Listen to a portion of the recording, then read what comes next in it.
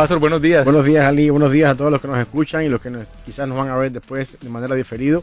Y sí, ya es viernes, fin de semana. Así es. Hoy yo no sé por qué la cámara externa o la cámara de arriba no sirve, no importa, Pastor, pero hoy vamos a estar enfocados en lo que Dios trae a través de tu boca, lo que vaya a hablarnos el día de hoy, y como siempre a recibir un buen mensaje a esta hora de la mañana, y empezando también a saludar a quienes se empiezan a conectar a través de nuestro Facebook, a través de Buenas Nuevas Network, a la gente que va a estar también a través de la aplicación que es Buenas Nuevas en cualquier lugar del mundo, en cualquier lugar de los Estados Unidos. Pastor, estamos viviendo tiempos donde estamos llenos o impactados de muchas noticias, ¿no? Que vienen pasando, que vienen suscitando y que vienen moviendo a la gente de aquí para allá, algunos enfocados en algunas señales, otros pensando y dicen ya falta poco para el fin, pero ¿qué tan preparados estamos bíblicamente hablando para el escenario del engaño del anticristo? Un reconocido pastor ha advertido del analfabetismo bíblico para poder descifrar esto. Sí, yo creo que esto es un tema, Ali, que preocupa en el mundo cristiano en el día de hoy. La falta de conocimiento bíblico en nuestras iglesias, en nuestros púlpitos, en nuestros programas. El mundo cristiano, no quiero sonar un poco pesimista con esto, pero el mundo cristiano del siglo XXI se ha convertido en una terapia.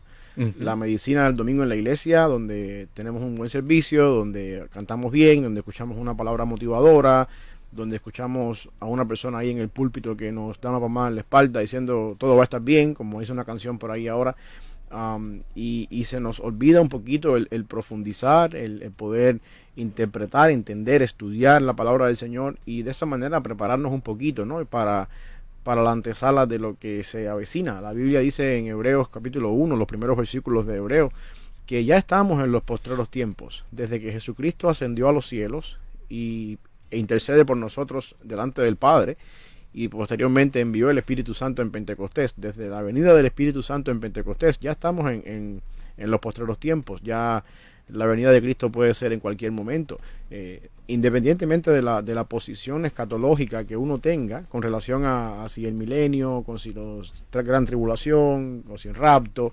independientemente de cuál sea la estructura escatológica que tengamos, todos de una manera u otra coincidimos en que ya estamos en los postreros tiempos. Y una de las cosas que a mí me preocupa mucho de estos postreros tiempos es precisamente esto, ¿no? La falta de profundidad y de conocimiento bíblico en nuestras iglesias. Hemos delegado eso a los seminarios y creemos que entonces el pastor es el responsable de ir ahí al seminario, de prepararse un poquito más que la congregación, y le dejamos a él eso. Ya el domingo cuando él venga, pues él se encarga entonces de estudiar la Biblia, predicar la Biblia. Pero también si la predicación del domingo es un poquito teológica y el pastor toca algunos temas teológicos, uno del lado acá dice, a mí esto que me interesa, yo en realidad quiero saber... Ni entiendo. Sí, yo en realidad quiero saber cómo termino la semana, o cómo yo quiero saber nada más que todo va a estar bien para mi fin de semana. Y en ese sentido yo creo que nosotros como cristianos estamos perdiendo ventaja y estamos entrando en aguas peligrosas, porque al final del día lo que nos va a ayudar a navegar en este mar de últimos días, en este mar de incertidumbre y de todo lo que está pasando alrededor nuestro, es nuestra fe anclada en la palabra del Señor, en esa profundidad bíblica que Dios nos ha dado, en ese misterio revelado en su palabra.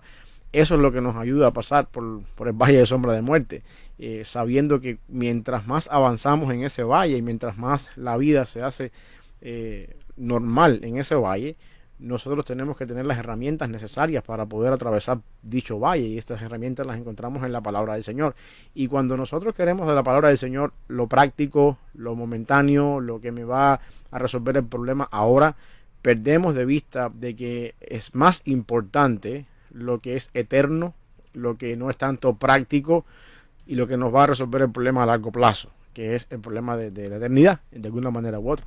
Así es, y entendemos también por allí que definitivamente vale la pena estar preparados, no solamente con un corazón dispuesto, sino también entender un poquito más a ciencia cierta lo que está ocurriendo y si esas señales, más allá de meternos en la escatología, estamos entendiendo lo que leemos. Es muy diferente decir yo me leí la Biblia, pero ¿qué quedó de eso, no? ¿Qué queda en la persona al momento de poder aprender lo que Dios quiere, que es estar velando siempre? Este pastor habla sobre algo y es el analfabetismo bíblico, que dice él es rampante, entre comillas, y la gente va a caer en el engaño de las falsas enseñanzas, en cualquier cosa, porque no están cimentados en la palabra de Dios, están prácticamente guiados por la corriente, por lo que viene, y es lo que la Biblia también nos habla también a raíz de eso, ¿no?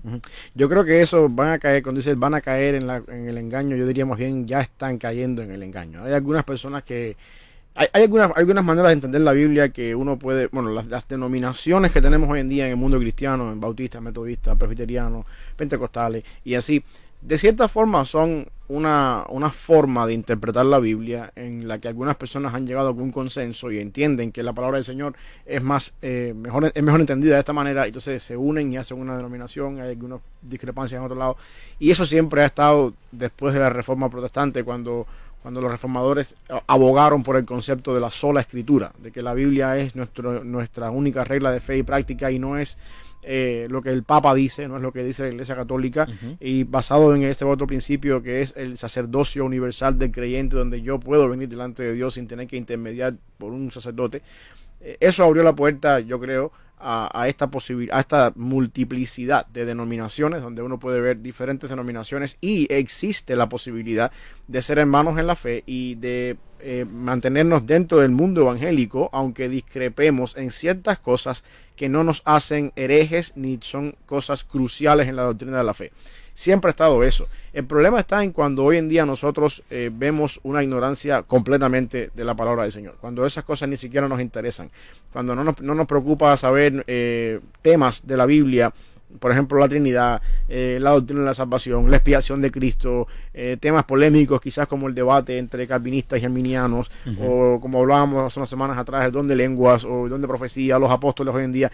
Cosas que de alguna forma u otra se delegan a un segundo, tercer, cuarto, quinto plano, que tiene que ver con eso, se lo dejamos a los teólogos, a los pastores, y nos alejamos un poquito de eso, y en ese sentido yo creo que Satanás gana terreno en nosotros para sembrar el error, para sembrar la duda, para sembrar ciertas falsas enseñanzas, cuando nosotros convertimos nuestros púlpitos en una terapia, más que en una exposición teológica, ¿no? Y doctrinal de nuestras predicaciones que a largo plazo nos van a llevar a una mejor vida cristiana. Tiene que haber un equilibrio en la predicación bíblica contemporánea, en el sentido de que el pastor que se pare a predicar tiene que ser una persona teóloga, tiene que conocer la teología, tiene que conocer la doctrina que enseña. El equilibrio está en que no puede ser la predicación una cátedra académica de teología, pero tiene que ser un contenido teológico, lo suficientemente teológico y profundo, de manera que el predicador pueda, y aquí está el reto, hacer un puente de conexión entre esa teología que se encuentra en la Biblia, que no todo el mundo nos gusta, hacia la práctica. El puente de conexión es que el pastor, la iglesia vive todos los días en un mundo donde todos están pasando cosas, pruebas, trabajo, tráfico, me chocaron el carro, me robaron en la casa, está enfermo el hermano, vicisitudes que uno pasa todos los días. Sí. Por otro lado tenemos acá a un pastor sentado en un estudio, en una oficina, leyendo comentarios, diccionarios, libros teológicos, para pararse el domingo a predicar. La meta, el reto cada semana de un pastor debería ser esto teológico que yo estoy viendo acá. De qué forma yo puedo conectarlo con el diario vivir de mi congregación durante la semana. Yo no puedo convertir mi púlpito en una cátedra teológica cada semana, de manera que las personas salgan informados, pero no transformados, ni tampoco puedo convertir mi púlpito en un lugar para una terapia emocional donde las personas quieran escuchar lo que ellos quieren escuchar. Tiene que haber teología llevada a la práctica, y ahí está la vida. Y tampoco traer ayer hablábamos del sensacionalismo, ¿no? ¿A quién invitamos este fin de semana para que podamos tener cautiva la atención, ¿no? de los que van a llegar ese día? Y se ha tergiversado el hecho de traer un actor, hablábamos de un técnico de fútbol americano reconocido, o un jugador, para que digan, miren, si él viene o él estuvo aquí en esta iglesia, poder decir, yo voy a esa iglesia porque allá va fulanito de tal, más no porque se está predicando algo totalmente no contrario a las escrituras, sino real a lo que Dios está estableciendo allí. Este pastor del cual estamos hablando de la noticia es el pastor Michael Youssef, quien ha advertido que muchas iglesias hoy en día están enseñando el evangelio el evangelio completo, no están enseñando ni el evangelio completo, ni están equipando tampoco a los cristianos a la hora de poder defenderse, ¿no? Ni siquiera a los jóvenes. El pastor también destaca que hay algún esfuerzo de algunos que definitivamente están haciendo la labor, pero que hay muchas iglesias que están por distanciarse de todo lo que Dios quiere y trayendo enseñanzas como los puntos de vista sobre la homosexualidad y sobre todos estos temas que para muchos es un tabú que un pastor se pare un fin de semana a predicar sobre lo que está en estos momentos sufriendo la iglesia. Es un ataque de liberalismo, ¿no? Sí, y al mismo tiempo es una manera en que otras mismas iglesias u otras mismas denominaciones te tildan de fundamentalista o una persona intransigente, una persona que se quedó atrás y no que algo retrógrado, que ya que no ha progresado, que se ha quedado lejos. Y yo me llama la atención, hay un pasaje en Primera de Juan capítulo 4, quiero hacer colisión a este pasaje. Dice el apóstol Juan acá: amados, no creáis a todo espíritu, sino probad los espíritus si son de Dios. Y aquí espíritu no tiene nada que ver con demonios, ni tampoco tiene nada que ver con seres angelicales que están en la iglesia ahí, sino más bien tiene que ver con, diríamos, la forma en la que una persona, en este caso, está enseñando, la forma en la que una persona está, diríamos, compartiendo la palabra, o la motivación que hay detrás de todo esto. Es la idea, el propósito por el cual todo esto se hace. Dice Juan acá que no todos los espíritus son de Dios, porque muchos falsos profetas han salido por el mundo. En esto conoced el espíritu de Dios. Todo espíritu que confiesa que Jesucristo ha venido en carne es de Dios. Y todo espíritu que no confiesa que Jesucristo ha venido en carne no es de Dios, y este es el espíritu del anticristo. Y Juan está escribiendo posiblemente a principios de los 90, terminando el primer siglo. Y dice, con respecto a esto, dice que el cual vosotros habéis oído que viene, el anticristo, y que ahora ya está en el mundo. Para el momento en que Juan está escribiendo, ya está en el mundo el anticristo, ese espíritu del anticristo, esa motivación del anticristo. Quiero que entendamos el concepto de espíritu aquí, porque la idea es la siguiente: si yo estoy predicando en la iglesia un mensaje con el propósito de llenar la iglesia de gente, sin que haya una transformación de vida, sino más bien yo lo que quiero es tener todos los domingos el culto lleno de gente, entonces mi predicación, yo puedo usar la Biblia, puedo usar ciertos versículos, pero mi predicación tiene un propósito de llenar la iglesia y no de transformar la iglesia. Ese propósito que uno a veces no dice desde el punto de vista verbal cuando está predicando en la iglesia, que uno no se para a decir, hoy voy a predicar para llenar el culto de gente, o llenar la iglesia de gente. Ese propósito que muchas veces está escondido es lo que Juan llama aquí espíritu, probar el espíritu, ese propósito, esa motivación que mueve tu interés.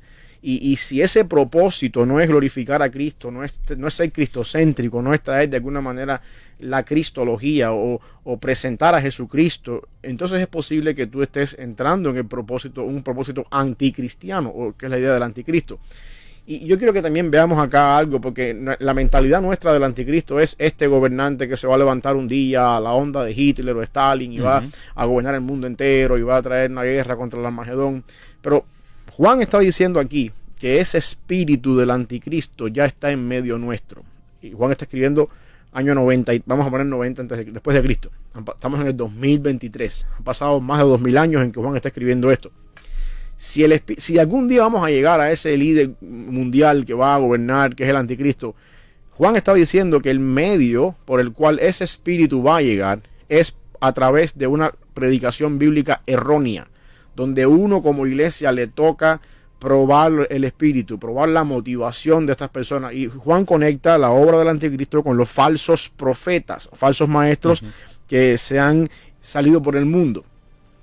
Mi punto es abrirle los ojos y el entendimiento a las personas que nos están escuchando para que podamos ver que si en algún momento vamos a llegar a esa figura mundial que todo el mundo se imagina como el anticristo, el medio por el cual esa persona va a llegar es por el analfabetismo bíblico que en las iglesias de hoy en día hay. ¿Por qué razón? Porque no tenemos la capacidad de discernir, porque no conocemos la palabra de Dios para poder discernir lo que es correcto, lo que no es correcto, y por dónde viene un espíritu anticristo o anticristiano en este sentido, en una predicación de la iglesia, en la motivación que la iglesia lleva su programa cada semana. Y en ese sentido mi objetivo en esta mañana, Ali, es que las personas que nos están escuchando puedan entender, Cuando tú llegues el domingo a tu iglesia, sé crítico en la predicación de tu pastor. No es que critiques al pastor. No es que critique la corbata, el pantalón que llevó, no es que critiques al pastor en el sentido de que, ni tampoco salgas después del culto, este hombre es un hereje, un murmurador. Pero es nuestra responsabilidad hacer lo que hacían los hermanos de Berea, que se paraban antes de Pablo cuando Pablo predicaba, y Pablo abría la Biblia y abrían su Biblia a ver si era verdad lo que Pablo estaba diciendo. Y cuando yo digo acá que tú seas crítico, no es que te pares en la iglesia y el pastor diga, porque la Biblia dice en Juan 3:16, porque de tal manera amó Dios al mundo, y tú vas a buscar el versículo a ver si es verdad que eso es lo que dice ahí. Es que tú tengas más allá el contexto. Bueno, pero en Juan 3:16 Juan está hablando de este contexto y el pastor me está hablando en la predicación de este otro contexto. Que tú seas crítico, la capacidad de pensar. Que no esté sacando un versículo fuera de contexto, que tenga la capacidad el oyente, el que está ahí en la iglesia, de poder decir, este pastor está diciendo algo completamente errado. Que uno pueda... Que uno pueda analizar eso y que uno pueda llegar al punto de decir, esto no encaja en mi teología.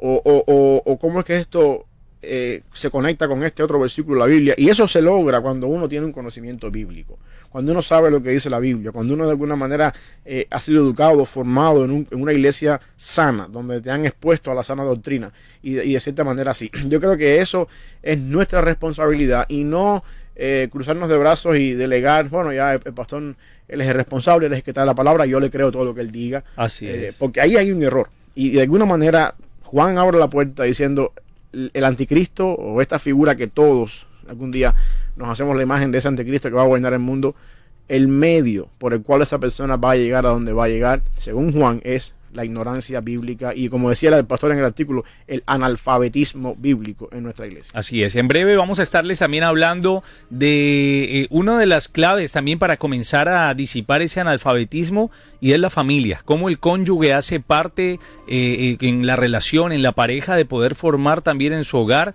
lo que tal vez no está recibiendo seguramente en la iglesia. Estás escuchando Un Día Mejor en Buenas Nuevas.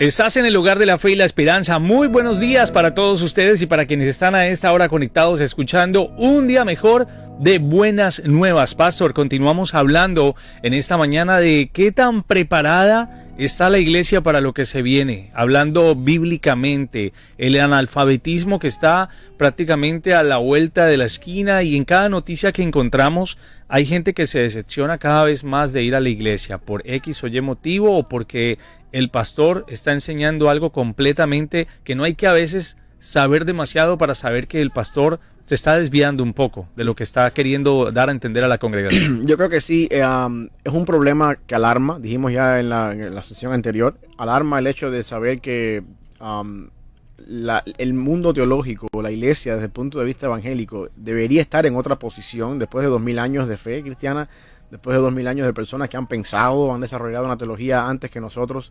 Por los años, deberíamos estar nosotros en una mejor posición de poder enseñar, de poder asimilar otras cosas.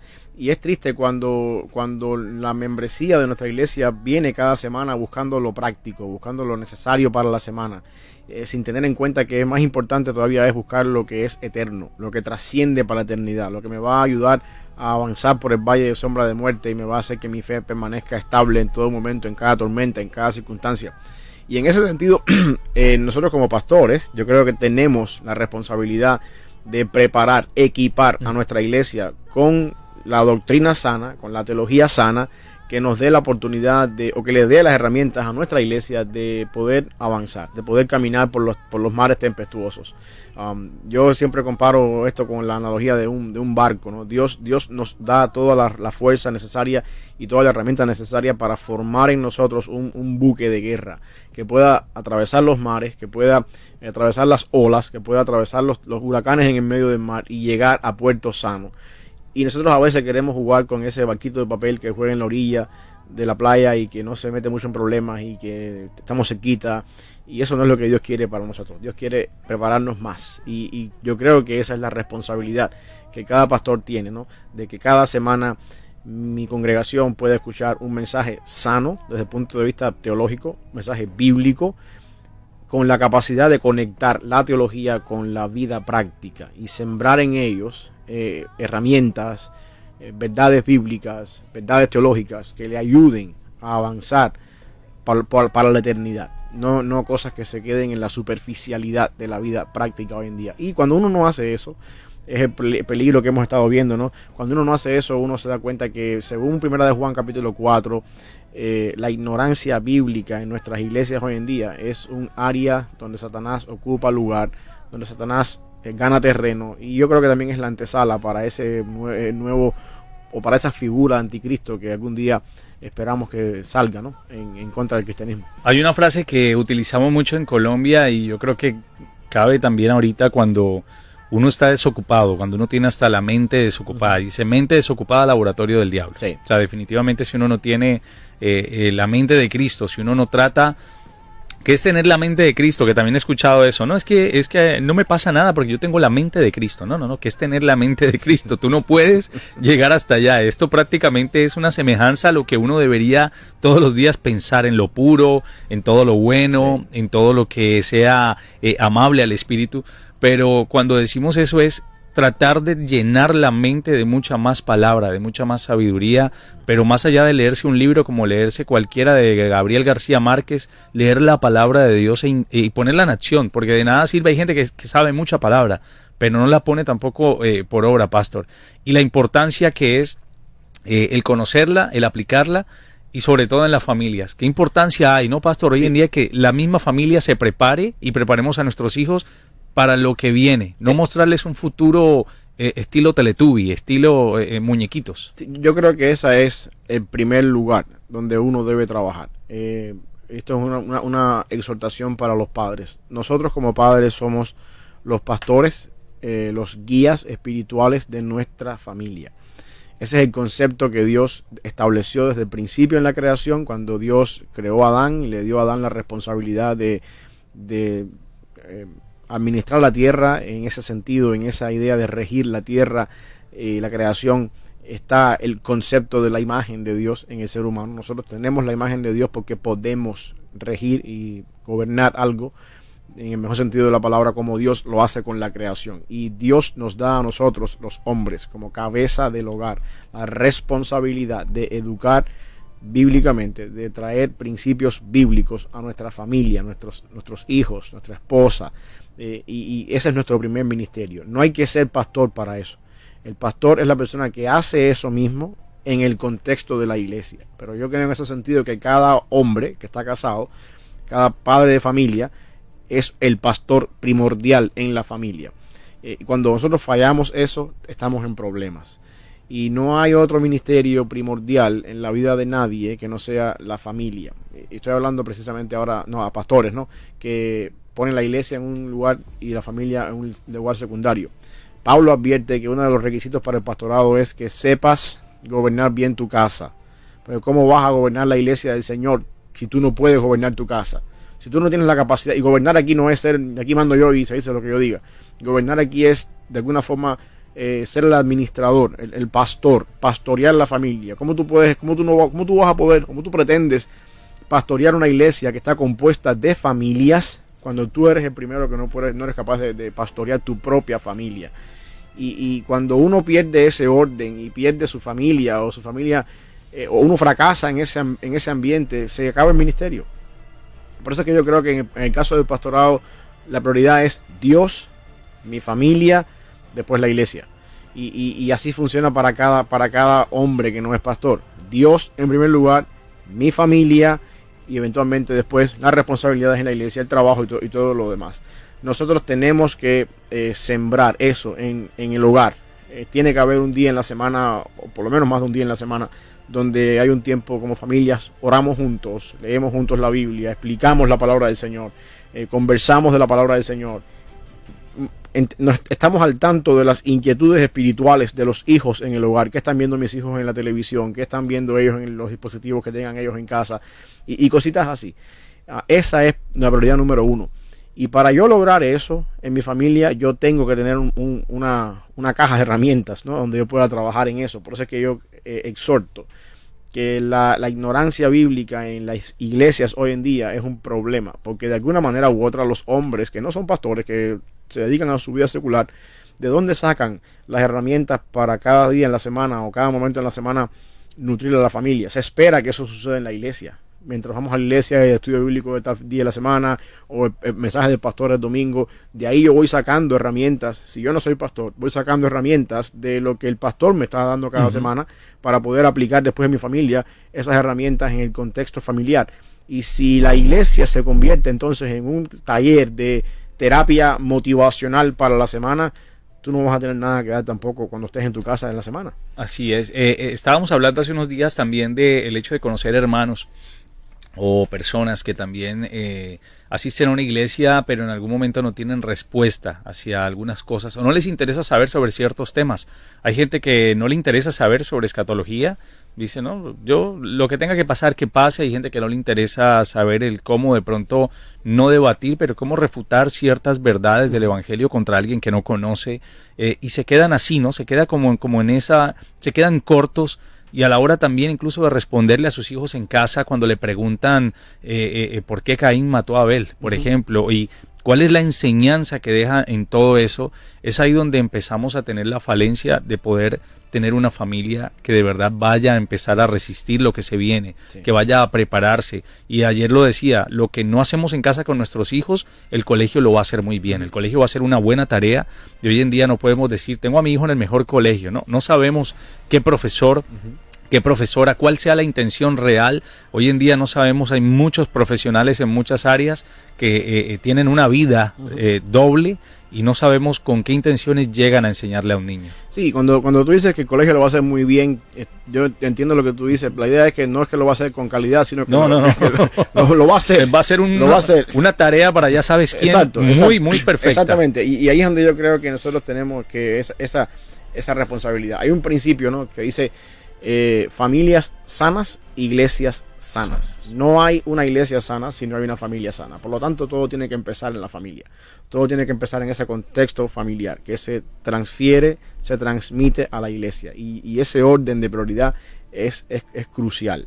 Mi familia, luego mi iglesia. Yo conozco personas que una cosa es lo que hacen en la iglesia y otra cosa muy diferente es lo que viven en casa. Así es. Y yo creo que ahí estamos, como dicen en inglés, upside down. Estamos al revés. Tenemos que vamos a trabajar primero en lo que está en casa. Lo que está en casa. Y luego vamos a darle con toda esa transformación que Cristo trae a mi hogar a lo que es el ministerio cristiano.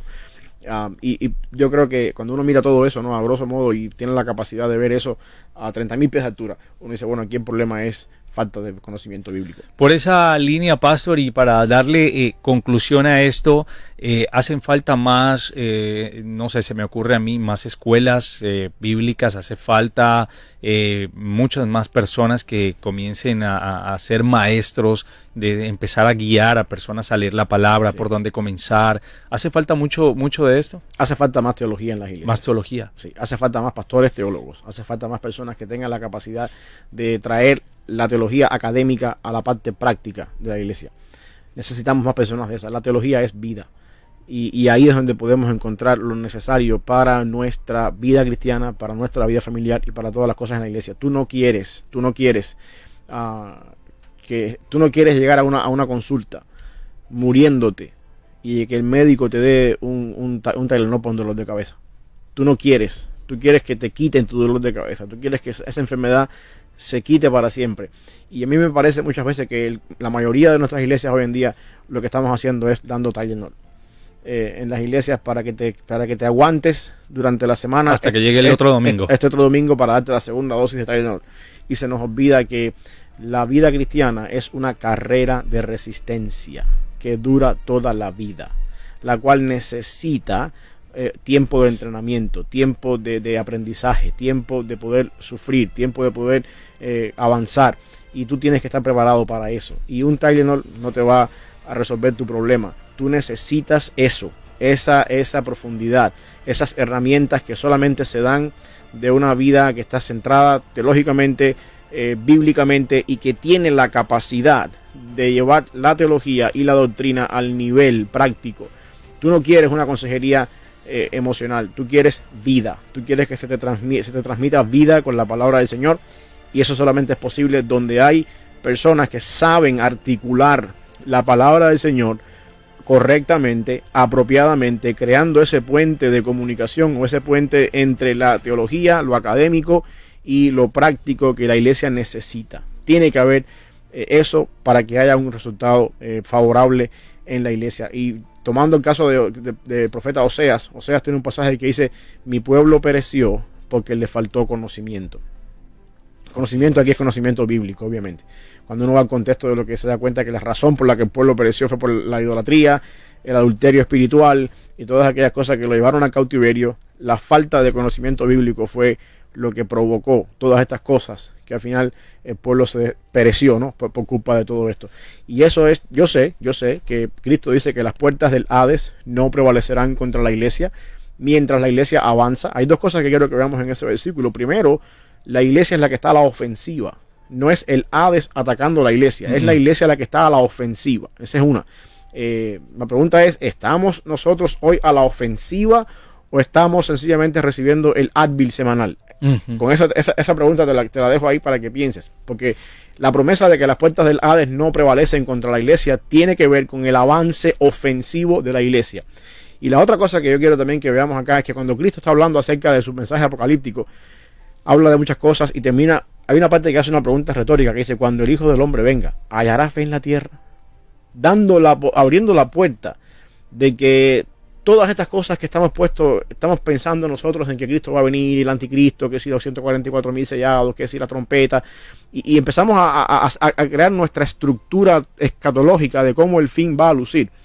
Y Cristo en medio de todas estas cosas de señales, porque todo el mundo le gustan las señales, todo el mundo quiere saber, todo el mundo le gusta saber el futuro. Sí, ¿qué va a pasar? Todo el mundo quiere comparar un meteorito con alguna señal en la Biblia. Todo el mundo quiere comparar una elección en un país del Medio Oriente con una trompeta, una copa de la ira, cualquier cosa, un caballo del Apocalipsis. Y al final del día, después en medio de toda esa estructura, Cristo dice: cuando venga el Hijo del Hombre, ¿hallará fe en la tierra? En forma de pregunta retórica, o dejándonos quizás saber, poniéndonos a pensar, quizás nos preocupa tanto saber quién es el caballo bermejo, quién es el caballo blanco, qué cosa es la séptima trompeta, qué cosa es el sello, qué cosa es la bestia que sale del mar según Apocalipsis, pero la pregunta es: ¿hay fe? ¿Y qué cosa es fe? Según vamos al contexto de la palabra fe, Hebreos 11.1 habla que es certeza y convicción. Pero fe tiene también otra connotación en la Biblia, que es, por ejemplo, el conjunto de doctrinas y enseñanzas que componen nuestro mensaje. Por eso es que Pablo habla a Timoteo y dice: mi amado hijo, en la fe. Por eso es que Judas dice también en Judas 3 que contendamos ardientemente por la fe. Es por ese conjunto de doctrinas. Cuando Cristo dice: hallará fe en la tierra cuando venga el Hijo del Hombre, quizás puede estar diciendo: cuando yo regrese otra vez, encontraré esa fe, esa doctrina, esa enseñanza tal y como yo las he dejado, o se ha ido diluyendo en medio del tiempo.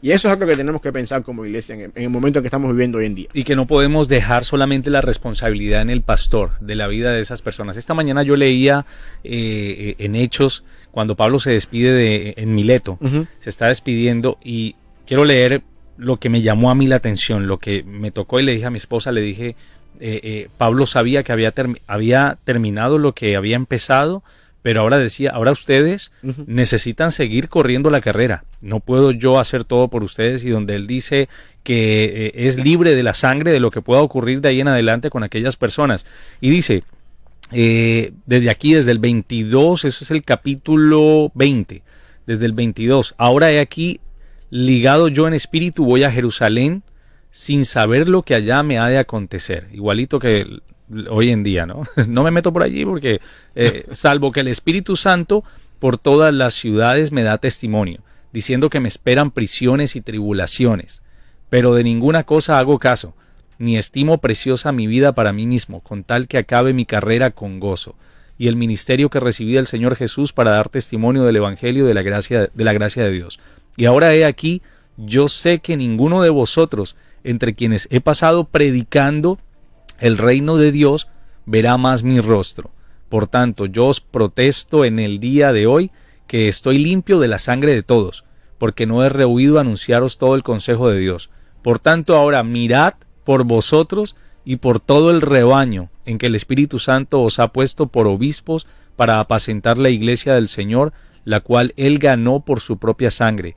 Porque yo sé que después de mi partida entrarán en medio de vosotros lobos rapaces, que no perdonarán al rebaño, y de vosotros mismos se levantarán hombres que hablen cosas perversas para arrastrar tras sí a los discípulos.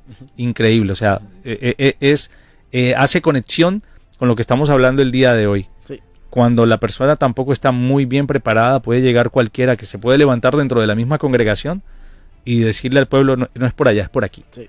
Y se los lleva. Y voy a ser un poquito más profundo con esto acá. Cuando la persona no está bien preparada, luce más como un lobo rapaz que como un pastor. Así es.